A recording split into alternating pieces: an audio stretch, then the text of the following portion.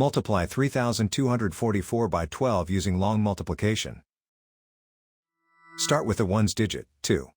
2 times 4 is 8. 2 times 4 is 8. 2 times 2 is 4. 2 times 3 is 6. The first partial product is 6,488. Now use the tens digit, 1. Start one place to the left. 1 times 4 is 4. 1 times 4 is 4. 1 times 2 is 2. 1 times 3 is 3. The second partial product is 32,440. Now add the partial products, working from right to left. In the ones column, 8 plus 0 is 8.